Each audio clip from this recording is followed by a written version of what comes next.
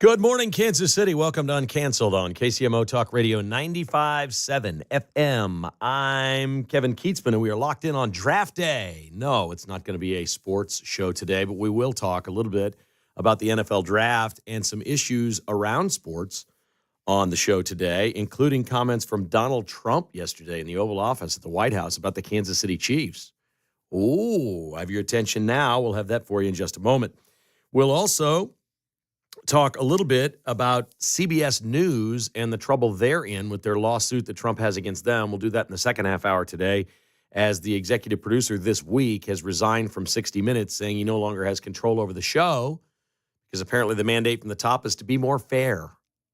Try to be more honest. We're 60 Minutes, and that's not working at 60 Minutes for the executive producer, so he is out.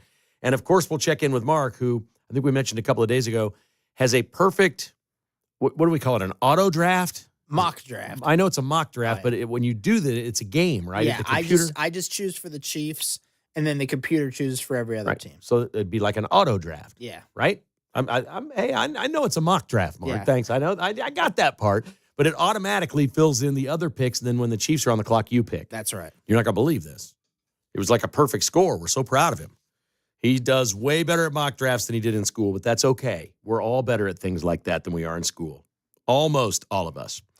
We'll start today with something that happened in the White House that was, it just caught my ear because we talked earlier this week about the high school in Long Island, Massapequa High School, and the state of New York requiring them to change their name from Chiefs to something that is non-Native American because apparently it's offensive to be the Chiefs. The tide is turning. The public has spoken on this through elections and polling. Nobody wants anybody named Chiefs or Warriors or Indians to change their name because it's about a Native American moniker or something like that. So it came up at the White House yesterday because this reporter, and I don't know who this guy is, but we're going to play this clip for you. The reporter's asking Trump about the Washington Commanders, and the Cleveland Guardians come up. The Washington Commanders were the Washington football team for a year. They didn't even have a mascot, but they used to be the Redskins. And the land they're wanting to build a new stadium on is federal land. And the federal government will be involved, and they believe that the Washington football team is a big part of Washington, D.C., and the federal government community there. It's all their team. And so Trump is a little caught off guard, not whether he's going to be involved in this, but whether or not he would demand, as part of the possibility of funding, some sort of a name change back to Redskins, which I think would be awesome. And then, Trump, he starts, of course, talking about Brittany Mahomes. Here we go. Roll that beautiful bean footage. You said when you came in, you were going to make Washington, D.C. great again. Right. One of the issues we've got right now is we understand there might be an imminent deal between the owner of the Washington football team, whatever you want to call them now, Commanders, and locally in getting the Redskins back to D.C. and RFK Stadium. That's on federal property. Right. Are you going to be involved in that negotiation? Yeah. And would one of the stipulations be they change their name back to the Redskins? Oh, I say, well, that's a little bit, nobody's asked me that one. Look, I think when the Indian population is a great part of this country, a great heritage, and we were talking about Massapequa, Long Island, the Chiefs, they call themselves the Chiefs. Well, the Kansas City Chiefs, they're not changing their name. A great team, great people, great owners, great coach and quarterback. I love the quarterback, like his girlfriend too, and his wife. His wife is great. She's been a big fan. His quarterback's mother is incredible. I like that team. They're called the Chiefs, and frankly, I see nothing wrong with it. They call them the Warriors, and not that team, but a lot of other teams, and all of these Indian surnames and different names. And I'm saying that I think that's a positive thing. And when you go back to Indians, they polled this. They don't know why these names are being taken off. They're trying to. I think it's degrading to the Indian population, and it's a great population, and they like when they're called by various names. Now, Washington, the Redskins, perhaps that's a little bit different, but I can tell you that I spoke to people of Indian heritage that love that name and they love that team, and I think it's a superior name to what they have right now, and it has. Okay, so there's Trump on the issue, and I'm 100% with Trump on this one, 100% across the board. I think it's degrading to take these things away. It's no different than when we get upset that they're tearing down monuments or trying to erase American history, things that we love, respect, and revere about this land. There is a faction of people in this country that have been in control that want to get rid of in many ways, our history of doing really great things around the world, like winning world wars and providing peace and stability in regions that didn't have them. We've done great things as a country. And anybody, any person, we're all human, any person has flaws and has done things they regret and made mistakes. It's the same with a country.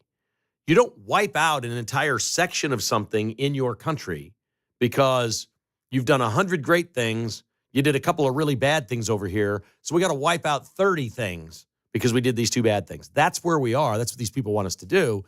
And I literally just don't know anybody that doesn't respect Native Americans and people, the indigenous people that were here. If you want to call them colonists, great, because they did. They formed a colony. They came over from Europe. They took the land. You don't have to be proud of that, whatever. Once it was done, we start a country, and this country's been pretty damn good. It's done a lot of great things on this planet for humanity. And I'm tired of apologizing for the United States or hearing people try to apologize for the United States. And Trump is right. It can be degrading. If you start stripping everything Native American from our culture, it's not understanding what this land is about, how our country was formed, and what an integral part of our country these people are and remain today. It's really important. And I think Chiefs, first of all, we know that the Chiefs were named after H. Roe Bartle, who was the mayor of Kansas City. His nickname was the Chief because he was the chief executive of the city. But then they adopted very quickly a headdress logo and the arrowhead and said, this is how we'll be known. We're the Chiefs. It all fit together beautifully in Kansas City and was never meant to be racist or disrespectful. And people didn't like the horse running around in war paint and all these other things, but it was great. It was I grew up here. I've lived my whole life. It was a great way to grow up following that and watching that. And Trump is absolutely right. If we go take all this stuff away, it isn't much different than taking away monuments from the United States or closing cemeteries or tombstones or tearing this down and breaking this tradition down. It's not good. And he absolutely nails it. Now, if people are offended by Redskins, I guess it's not my plight, so I can't speak for any Native Americans. But I could understand where that one sounds more offensive than your chief, your tribal chief, or a warrior. No different than they're the commanders. Those are warriors. We have warriors all over the place that are, we have cowboys. They were certainly out there battling on the plains. The whole thing's ridiculous. It's a sports mascot. It is not intended to offend. It is not meant to be offensive. If Native Americans come forward and say, everything else is okay except Redskins, I can live with them not being the Redskins. And I don't know what the Washington football team should do, but Commanders doesn't really work for me. And this is one Trump's going to win with the American public again. If this becomes an issue over the next couple of years and federal funding is involved in building a new stadium where the old RFK stadium is, if that's where they build it and there's federal funds involved, he's going to have a say. And it'll be really interesting to see if they do polling and say, should we go back to Redskins?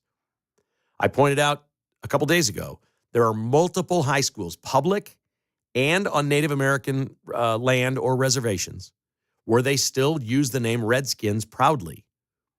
These are Indian schools. These are Native American tribe schools. And there are public schools that are largely, the student body at these schools is Native American or from a certain tribe, and they're not getting rid of it. So apparently that's not offensive to them. They like it. Trump's on it again, and I just thought it was, he got out over his skis there. Well, let's see, is Patrick married to Brittany or is he not? I could see the wheels in his head turning. His girlfriend just loves us, and then the mom, it's his wife. That's exactly right. Good stuff. All right, we also got the news that there are 60,000 signatures now to recall Frank White in Jackson County. Pete talked about this at great length today. And I'm going to go a different route on this because it just occurred to me as I'm hearing Pete and others talk about how Frank White spends all this time with the Monarchs. Look, I think he could and should be recalled. I don't have a vote in Jackson County, so it's up to the people there if they want to do this. He's been standing in the way of the ballpark. He's been standing in the way of the stadium funding. We know that to be true. That's just factual on the record. That's not an opinion. He did, and he stated his reason. He said, the plan doesn't look good to me. There is no plan. You can't even tell me where the Royals are going to be. I can't support this. I get it. I can respect that part for Frank White. The other things he's done in the county look like he's just not very good at his job. But it occurred to me as I'm listening to Pete today, I'm thinking to myself, okay, all this Monarch stuff, and I go online, I'm looking at people replying on social media. He's a part-time minor league coach in Kansas City, Kansas. What the heck does he care about Jackson County for? And this is the light bulb moment. Has anybody asked the question? And I know Frank White doesn't do interviews, so you can't really ask him. I'm not saying it's improper or that it is a conflict of interest, but now that I think about it, it completely has the appearance of a conflict of interest that he is paid by a franchise that would benefit the Chiefs moving to the Legends across the street while being the Jackson County executive, and supposedly his job's to do things for Jackson County. Is there a chance? And I've known Frank a long time, and we've not been close the last 10 years or so as he's gotten into politics. I haven't spoken to him like I did before. But I used to speak to him all the time. Frank's an interesting guy. Frank has treated me wonderfully my whole career. Couldn't have been nicer. But I know this. He has things he's bitter about. And he has people that he just quietly can't stand and will get dug in and never get dug out. He had a feud with George Brett back in the day. He thought there were things with the Royals that were racial components. He didn't think they treated him right as a broadcaster. He wasn't happy that he couldn't be the manager of the team. I don't think he felt like he was in the fold as a former Royal when they had all these events. And for a while, he didn't go forever, and that was on him. Does he like the Royals? He's got no reason to not like current ownership. None. And the people that are there now have never done anything wrong to Frank White. So I don't know. But I'll ask the question. He works for the Monarchs. What do you think the Monarchs would like to have happen? You think they'd like to have the new Arrowhead across the street? I think they would. I think that would be something valuable to them and the property that they have there. And I'm not saying that he has a conflict of interest or he's done anything wrong, but having known Frank all these years, it would not surprise me if privately he doesn't give a rip what happens to the Royals and thinks maybe the best case scenario is for the Chiefs to be over there where he coaches baseball. That's all possible. I don't know anything. I haven't talked to anybody, but I do know what Frank is like. And if that's the way he felt, it would not surprise me. And if that's the way he felt, he would keep it private. It just never occurred to me. He's not getting rich over there coaching for the Monarchs. That's not the point. He's got people over there that cherish him, respect him, value him, which the people of Jackson County don't seem to do these days. And he believes the Royals never really did. And now he's got a group of people that really, really, really honor him and what he has meant to Kansas City baseball and love having him there. And at our core, as human beings, there's always something bigger than money or even fame. It's being loved. It's why we love our dogs so much. They love us more than any human ever has because it's every second of every day. There's never a fight. There's never a disagreement. There's never this quiet solitude in the house where we're not speaking for a moment or two. There is no conflict with your child telling them no and then they throw a fit. Dogs just do what you ask and love you unconditionally. Frank White's feeling that from the Monarchs. That's probably a powerful thing in his world right now, as so many things are not very positive for Frank White. All right, you got any comments on Trump, the mascots, or Frank White's situation? I'd love to take your phone calls. 913-408-7957. That's 408-7957. The phone lines are wide open. First in, first on. Come and get them. You're listening to Uncanceled on KCMO Talk Radio.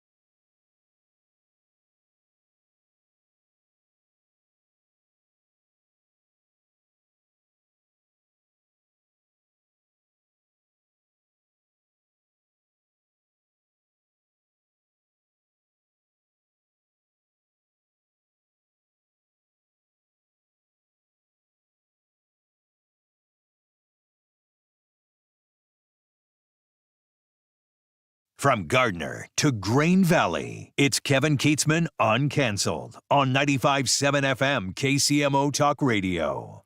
Okay, we'll get to the phones in just a minute or two. Still got a couple of lines open if you'd like to jump in. 408-795-7. I wanted to take a moment or two and ask what the heck happened with this ATV driver they've arrested. You remember the story from April 12th where the dude downtown had the four-wheeler and then ran over the police officer. I believe it was attempted murder. There is no such thing, apparently, in Missouri. You can't charge somebody with attempted murder. So Kendall Coleman has been charged with first-degree assault, armed criminal action, and aggravated fleeing from a scene.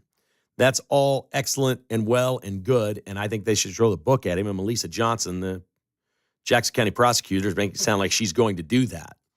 They always say that when it involves a police officer, but I want to see him do it. I'm amazed this guy was all covered up except for like his nose and his eyes. That's the only picture they had.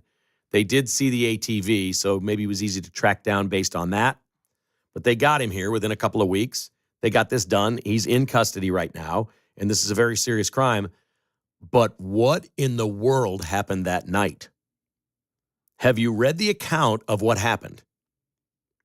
This dude was on a four-wheeler and ran over a cop violently as if to kill him. Went around the corner and took off. Everybody knew which direction. There were other police officers around. They're calling back to dispatch. Cops are moving everywhere. They see him at 31st and Southwest Trafficway or Southwest Boulevard. That's about where that Quick Trip is down from Channel 4, right? That's where they see him. They're like, oh, we got him. No, they don't have him. He keeps driving. What does he do? Apparently, he goes down, it sounds like, to Rainbow and turns right and then gets on I-35, where he starts driving northbound in the southbound lane, swerving in and out of traffic. This dude is on an ATV on an interstate, driving the wrong way, weaving in and out of traffic, and police do not apprehend him that night. I can't even, what? How is that even possible? That's the part of the story that nobody's talking about. By the way, you can't find that story on the Star's website. There's a million places you don't find these stories. I didn't see the Frank White votes thing on the Star's website today when I was there. The TV stations are doing a good job of covering the news in Kansas City, folks. Do not read the Kansas City Star. If you want to know what's going on, listen to KCMO Talk Radio or watch your local news. If you're interested in it, they're still doing local news on the local news, which is great. And Fox 4 has really been leading the way this week. It's been pretty interesting. I cannot figure out how in the world that guy got away on that ATV. To the phones we go, and we start today with Lynn in Leawood. Good morning, Lynn. How are you? I'm doing great. How are you doing? All right. Thank you. Go ahead. You made a comment about the Chiefs being named after Chief Bartle because he called that because he was the mayor. Actually, he was known as Chief Bartle because he was a scout executive with the Boy Scouts of America, and he was instrumental in forming a honorary organization based on Indian culture and things like that as part of, similar to what was the Order of the Era, which was an honorary service organization, part of the Boy Scouts of America, and they called it MICASA. So he's known as Chief Bartle from the Boy Scouts of America designation and his involvement in the Boy Scouts of America. That is excellent information. I really appreciate that. Thank you, sir. Yeah, you can see that in the, it used to, I don't know if it's still there, one of the exhibits at the Civic Center. Nice. Very cool. Appreciate the history. Thank you. You're welcome. All right. And, of course, everyone knew him as the chief of the city as well. That's interesting that his nickname came from that. Did not know that part. Excellent information. Best listeners and callers anywhere. Appreciate you. Here's Charlie. Hi, Charlie. How are you today? Charlie here. Doing good. Going out here west toward Topeka right now on K10, but listening to your program a little earlier talking about this hoopla over removing the Native American names from various sports organizations. The whole thing is kind of a fiasco because when you look at it, it started with the NBA. They were the ones that started this whole fiasco. And where is the NBA headquarters? Indianapolis, Indiana. How about that? I thought the NBA's centered in New York these days, sir. Well, no, it started in Okay. Indianapolis. Okay. All right. Yeah, I wonder if Indianapolis has to change their name. You know, my issue No, is they just don't change their time. no, right. I know, yeah. My issue with Shawnee Mission North has always been not the Indians part, it's the fact that it's the Shawnee Indian Mission that you're named after. And if you want to be critical of anything we did with Native Americans, that's near the top of the list. Trying to turn them into white Christians and say you don't know how to farm or what to do with the land, we'll teach you, was about as arrogant, ruthless, and mean a thing as you could do. And many people would say that the Shawnee Indian Mission was extremely racist across the board, not just against Native Americans, but against a lot of people. We might want to look into the history of Shawnee Mission Parkway if we're going to change a name in this town. Let's get on that quick. Uncanceled continues on KCMO Talk Radio.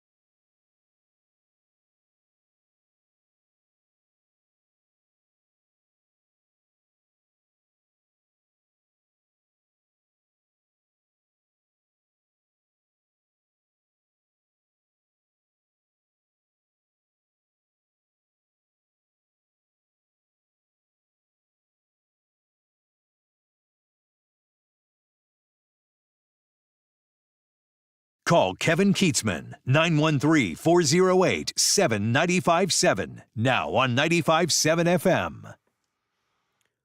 All right, our good friend John Anthony's done a little research here. We see no history of the NBA ever being in Indianapolis. If you were listening to the last segment, we're thinking maybe that was the ABA at one point.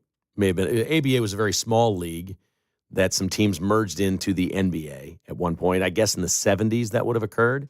And so maybe the Indiana Pacers, who are still there, originally that was where maybe the league was centered. I don't know. Or it could be just confusing that the NCAA moved from Kansas City to Indianapolis. I don't know. Not sure how it fits in with mascots. Indianapolis definitely means City of Indians. I mean, literally, that's what I mean. City of Indians. We got to change that. Indianapolis, you got to change your name. We can't have that. Like, what if the Indianapolis, if they had a baseball team and their name was the Indians, and they made the Indianapolis Indians, just change the mascot, but not the name of the city? This is how stupid this stuff is. I mean, Kansas City, too. Kansas. Right. Yeah. Of course. All of these places are named. You can't spit in Oklahoma without hitting something named after Native Americans. Every single road, every street, the state, everything there is named after tribes. The city I live in, it means beautiful in Indian. Olathe? Yeah. Olathe, yeah. Yeah. Lenexa's, I believe, 2 different Indian tribes were named, or groups. They weren't real tribes here. There were like, I shouldn't even get on this. Smaller groups of Native American communities within one tribe inhabited certain areas. And that's what Lenexa, as I understand it, is named for. So there you have it. All right, Steven's joining us now. Hi, Steven. You're on KCMO Talk Radio. How are you? Hey, Kev, thanks for talking about this. You deserve a $3,000 World Cup ticket for talking. I don't know if you saw that one. I did. I've got it written in my notes here. I haven't gotten to that point yet. We were going to do that at the end of the show. Listen, it's kind of, I mean, they really want to get rid of the Braves and the Chiefs. You know, I think that's where I'm so glad our president stuck up for this issue. I think it's kind of insulting to the Native Americans to paint them as sort of like naive savages. You know, everyone has bad stuff in their history. The inconvenient facts of this matter are, you know, the Spaniards basically introduced slavery to North America in 1502 or 1503. You're never going to hear that. The Native Americans had slaves. The Royal Africans were selling their own people into slavery, the darker skins selling the lighter skins. Well, that's why I'm offended by the name Royals. I think the Royals should change their name because we wanted to get away from the royal team. That's right, Kev. We're way too colonial. I mean, This is madness when you're ascribing, you know, in direct opposition to the facts on the ground. You're ascribing a narrative would say, well, these Braves were innocent savages, and we put our colonial aspirations on them. No, just let the Native Americans. Some of them love it. Some love the Braves. Some love the Chiefs. Most do. Just go with the facts and stop ascribing some sort of dream narrative that you have in your head of colonialism. And that's what this is all about. You got it. This is programming these kids. And let's get I'm glad that's what you and our president are doing. So thanks. Awesome. Tim. Thank you, Steve. Appreciate the call, man. Call anytime. Good stuff right there. 913-408-7957. I am not a real-time history fact checker. So we allow callers to say things. If we hear things that don't sound right to us, we'll check some of those out. I didn't hear Steven say anything that I need to fact check there. I'm not going to look up the Royal Africans or the Spaniards in the 1500s. Yeah, that's a little bit late. Yeah, I'm just not going to get bogged down with that. Too much. But if you are offended by mascots, the Royals are named after the people that we fled from. This country was literally founded by people who fled the Royal Kingdom and said, we're not living under this oppression anymore. We're out of here. You're no good. We hate you. We're leaving. We're finding another place to live. We had the monarchs, the kings. All the above. It's crazy. I'm not sure why it ever turned to that. That's really what you hated. How did we name all the things we did after those things? But we've done it, and nobody cared. The point is nobody cares. Nobody's offended by that. Nobody's offended by the royal family in England anymore. I personally think it's a joke. I know a lot of people, you know, make a living off gossip and stuff from the royal family, but I don't understand it. They're not in power. It's their history. It's their tradition. They get to do what they want. If they love that and they want to take their tax dollars and fund that family for hundreds of millions of dollars a year every year, knock yourself out. It's not my country or place to tell them, but you got to admit, from an American perspective, it looks pretty silly because even the most popular presidents in this country, we are ready to kick out after 8 years, and we don't think much of them. But they can circle back decades later, and history will remember them for something maybe very positive. But they're popular for about a minute and a half out of office. The best ones disappear. Like George Bush has been the smartest guy there is. You rarely see the guy. So if you ask people about George W. Bush, his polling's probably pretty decent because he hasn't said anything. And as lame, my complaint with George W. Bush is maybe isn't a complaint. Maybe he did us all a favor. But my God, he just pulled out of the party because Trump was in the party? Like he's no longer a Republican? We sit here and talk about the Democrats and what they're going to do in 26 and 28 and who's going to lead the charge and who's going to be the face of it. Well, that's been Obama since 2006 when he first started running. George Bush just pulled out and said, hell no, I don't want to be part of this Trump party. And maybe he did us a favor, I don't know. But you would think it would be nice if he showed up at a convention, gave a speech or something at some point, something, really classy about 9/11 and America pulling together back in those days, maybe a remembrance to his presidency, something. They won't have it because the Bush family hates Trump. And he's taken their party away from them. And I, for one, am okay with that. Very okay with that. I'm also okay that the executive producer got his show taken away from him at 60 Minutes. He is now resigned. Bill Owens was the executive producer of 60 Minutes and said he no longer has complete control of the operation and is no longer allowed to be independent from the corporation. CBS is merging. They and Paramount are the same company. So Paramount Plus, all this streaming you hear, whatever. Paramount's cranking out one hit after another, but they're hemorrhaging cash. It's expensive content, and they've not gotten nearly enough subscribers to sign up for Paramount Plus. Paramount Channel on cable does really well. A lot of the programming winds up there, but then you're like, why would I pay for the streaming when it winds up there? So they've got things they've got to figure out. They're merging with something called Skydance. And I don't know how the business merger is going to be, but it's pretty obvious that new people are thought to be running this business. And they've told 60 Minutes that you can't just go on every Sunday and bash Trump. That's not what 60 Minutes is. The brand of 60 Minutes, maybe more than any other. I mean, if you think back, I used to love CNN. I loved it. And I didn't know whether Larry King was a liberal or a conservative. I didn't know. It was an interview show every night. He had wacky, fun interviews with Ozzy Osbourne, or he'd have world leaders on. And he's equally adept at those. There were shows like, was Crossfire on CNN? There were all kinds of different shows on there that were really interesting, and you would watch and you go, okay, this is good. And then they covered news, and they covered it fairly, and they mostly covered it from Americans' perspective. Even though it was becoming an international channel, it was like, okay, we've got this war. Here it is. We're bombing this country. It was like from the American. They don't do that anymore. They went away from it. CBS was great. Like CBS, college students were studying CBS. This is journalism 101. You are inquisitive. You ask questions. You go find the truth. And even if you don't like the truth and it's not what you set out to find, you report it. They don't do that anymore. They set out with an angle on every story. They're going after Trump at every turn. And so the executive producer, Bill Owens, is out. He says, I'm not working like this anymore. If I don't have complete control to sit here every week and just hammer Donald Trump, I'm out. He'd been there forever. I think 37 years or something. He'd been with 60 Minutes, not as the executive producer. He had worked his way up. Trump also has a lawsuit going against CBS. I don't think this is a mistake. I think it's $10 billion with a B, $10 billion because of the fake editing they did with Kamala Harris during the election. It's basically an election interference lawsuit against a media conglomerate. And the person suing them is the president of the United States. So as you're watching all these media outlets pivot and change, and they are, what we don't have the answer to yet is, are they becoming real and honest, or are they afraid of Trump? Are they scared, okay, this guy's the president, he can harm our company, and he will, because all we did was harm him. We tried to jail him. We tried to impeach him. We tried to take away his money. You can go as deep as you want. It doesn't seem like, I keep going back to this. Do you guys realize that CNN showed one live rally of Trump during the campaign? One rally live. It was the one he got shot. That is the weirdest coincidence ever. And after he got shot, how do you not show all of them live after he started back up?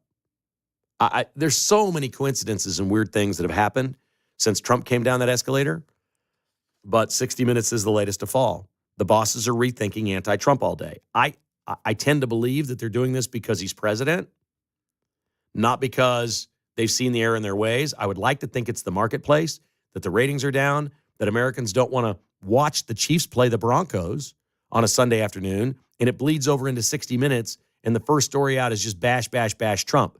They'd literally go from an 80% conservative audience to an 80% liberal audience in a 2-minute break. That's not good for business. It might be better to find things more down the middle. Now, that's not what we do here at KCMO Talk Radio. You know who and what we are. This is our brand. We were never 60 Minutes or CNN. We're not wrecking anything. We're building something that is popular with people, that they like. And it's not for everyone. But we don't apologize for that. Most things in America today are not for everyone. What's the one thing everybody does? And not literally everyone, the closest thing that one thing everybody does. They veg out on their phone. That's pretty much it. Not everybody drives. Some people take the bus or a train. Not everybody exercises. Not everybody eats fast food. Not any product you see. I don't remember the last time I saw somebody that didn't have a phone on them. This is the one thing we all do. So everything else other than that is trying to find their way. And in the media, they might want to think about playing it a little more down the road. Now, down the middle. It hasn't really worked so far for CNN. They have conservative analysts on every night now. And these clips, the clips are huge of Scott Jennings, and I forget the other guy's name, but because I don't really watch, but I see the clips. And they're everywhere. They're like, watch this conservative light up this panel of liberals on CNN. So people are seeing it, but they're not converting folks like you and I to go watch that show just for the 2 minutes that Scott Jennings is excellent. So it isn't enough to convert. Their ratings are still way down. But they are at least showing some fairness. I've heard Dana Bash ask some real questions. I've heard Jake Tapper ask some real questions. They're getting liberals and Democrats on and saying, yeah, but what about this? And they're asking things they wouldn't before. They still won't point out that they will never point out Trump's wins. That's what's really missing. When I repeatedly say on the show that Trump needs wins, it's because the liberal media will never show it. Of a $500 billion contracts coming in from Norway for pharmaceuticals and plants to be built in America and make drugs here. Have you heard this reported in the news? Nobody's seen it. It's been nowhere. Nobody's talking about it. They don't report the wins. They're not going to tell you, hey, yeah, these tariffs over here are a problem with the stock market, or Americans in polling are uneasy. What they don't ask in the polling is, do you think the tariffs will be good for America? They ask, will this be good for the economy? Should he be doing this? Things like that. They never ask the question, are tariffs good for the United States of America? I want to see that polling. I want to see if people understand this is great for the country long term and it will pay off somewhere down the road. To me, that's much more interesting than ignoring all the positive things that are happening because of tariffs. And I think they said we're getting close to $8 trillion worth of investment by companies and countries so far in this country. That's bricks and mortar. That's products being made here. We're coming there. We're making things in your country. You know how much $8 trillion is, for crying out loud? It's an insane amount of plants and manufacturing and jobs. It's going to be epic, and most of this will happen after Trump is gone. They don't want to tell you that part. 913-408-7957. If you'd like to join us, we come back. Mark is going to tell us about his perfect Chiefs draft. He has nailed it. You're not going to believe this story. It's something else. Next on Uncanceled.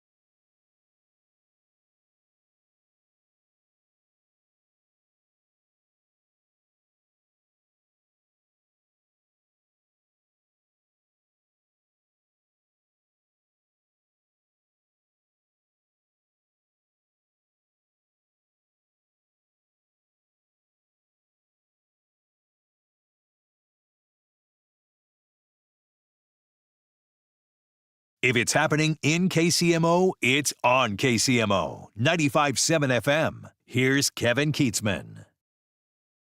Uncanceled continues on KCMO Talk Radio. It is draft day. The NFL draft starts tonight. I call this draft day. It used to be one day, right? Or maybe a little bleed over the next day. It's a 3-day event now. It's happening in Green Bay. But I call this draft day because what everybody really loves is the first round. Yes, sometimes it drags, but when the trades happen, it's wild. Everybody has hopes that their team is about to draft Patrick Mahomes and win 3 Super Bowls. That doesn't happen very often, but it happened here. It makes it fun. It's going to be great. One of the great short interviews making the rounds this week about draft day is with the great Lawrence Taylor, a Hall of Fame linebacker for the New York Giants, long time ago, who on draft day, it wasn't the spectacle it is now, wasn't in a big theater waiting for his name to be called so he could come up on stage. He was at home waiting for his phone to ring. And he was asked this week again, on draft day, what was that like for you? He goes, well, it was different than I was at home. And the lady said, what do you remember about draft day? He said, ma'am, I had 41 Coors Lights that day. I don't remember anything about draft day.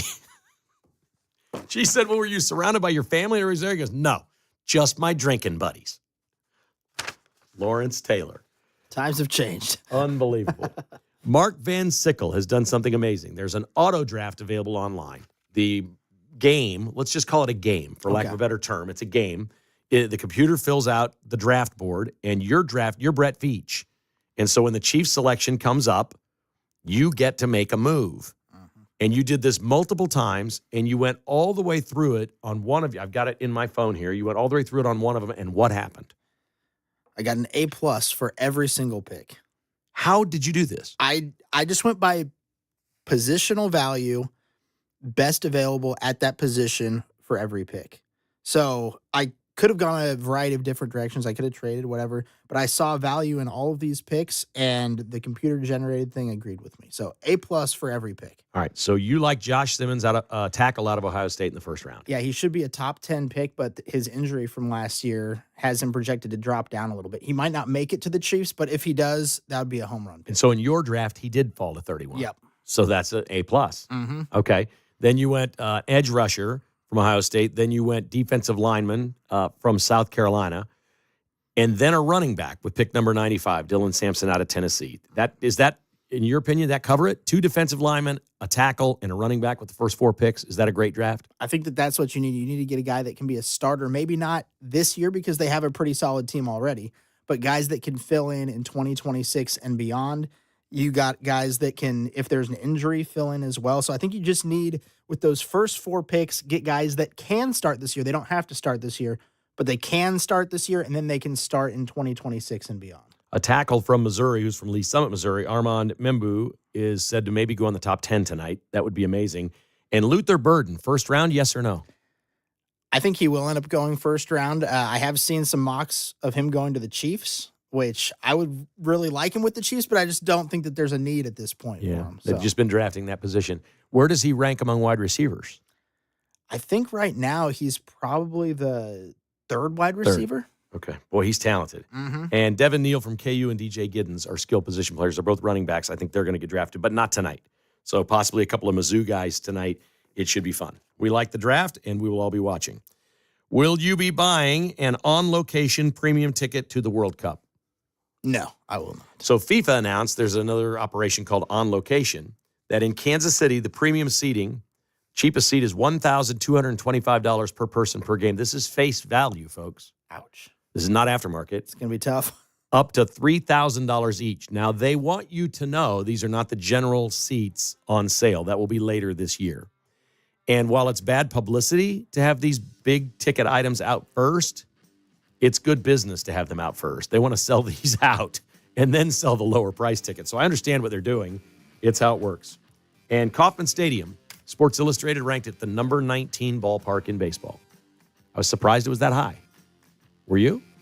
I think that's about right. It's about right. The fountains looks nice. Said it's a little too spacious. They like intimate ballparks. The Vince Show is coming up next. Have a great evening.